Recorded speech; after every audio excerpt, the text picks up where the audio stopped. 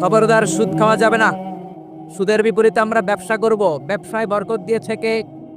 বিশ্বনবী বললেন, রিজিককে আল্লাহ 10 ভাগ করেছেন, তার 1 ভাগ দিয়েছেন পৃথিবীর অন্যান্য পেশার ভেতরে, আর 9 ভাগ দিয়ে দিয়েছেন ব্যবসার ভেতরে। সুবহানাল্লাহ।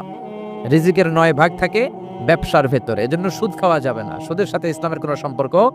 আমরা ব্যবসা করব। আপনি মুশারাকা সিস্টেমে, মুদারাবা সিস্টেমে, আপনি মুরাবাহা সিস্টেমে ব্যবসা করেন, ওই ব্যবসায় বরকত দিবে কে?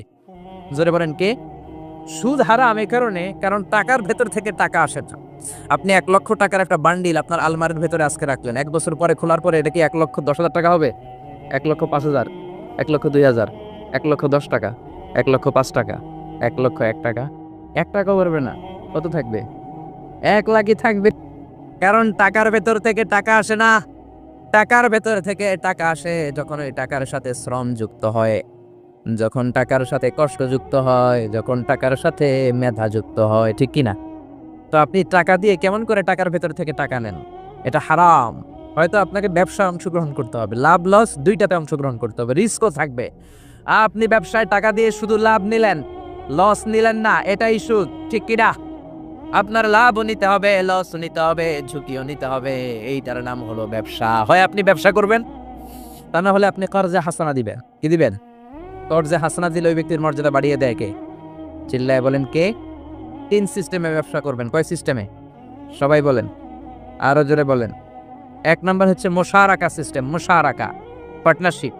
আমি আপনি শেয়ার, 3-4 জন মিলে শেয়ার।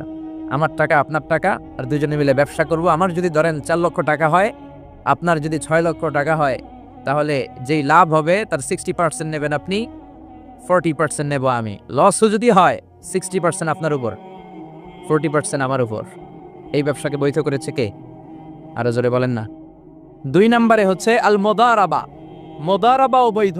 মুদারাবা মানে হচ্ছে আপনার টাকা আমার শ্রম। আল্লাহ আমারে কোনো টাকা দেয় না, আমি মিসকিন, আমি ফকির, আমি দেব শ্রম, আপনি দিবেন টাকা। কত পার্সেন্ট লাভ হলে কে কতটা নিব, এটা আমরা ভাগ করে নিব। কিন্তু লস হলে আমার কোনো লস নাই, কারণ আমার শ্রম আপনার টাকা, আমি যে খাটছি এটাই তো আমার লস, ঠিক কিনা? কথা বলেন। আর টাকা যেহেতু আপনার, পুরো লস নেবেন আপনি। এই সিস্টেমও ব্যবসা যায়। 3 নাম্বার হচ্ছে আল মুরাবাহা। বুঝার চেষ্টা করেন। আমার ঘরে ফ্রিজ নাই, ফ্রিজের দাম 1 লক্ষ টাকা। কয় লাখ টাকা? আপনি আমারে বাজার থেকে 1 লক্ষ টাকা দিয়ে একটা ফ্রিজ কিনে আমার কাছে 1,20,000 টাকা বিক্রি করবেন। এটা আমি কিস্তিতে দিব আপনারে, 6 মাসের কিস্তিতে দিব। আপনার লাভ হচ্ছে আপনি 1 লক্ষ টাকা দিয়ে কিনে 1,20,000 বিক্রি করছেন, 20,000 লাভ। আর আমার লাভ হচ্ছে আমার কাছে কোনো টাকা নাই, আমি ফ্রিজের মালিক হয়ে গেলাম, কিস্তিতে দিয়ে 6 মাস পরে আমি টাকাও পূর্ণ করে দিলাম। এটাকে বলে মোরা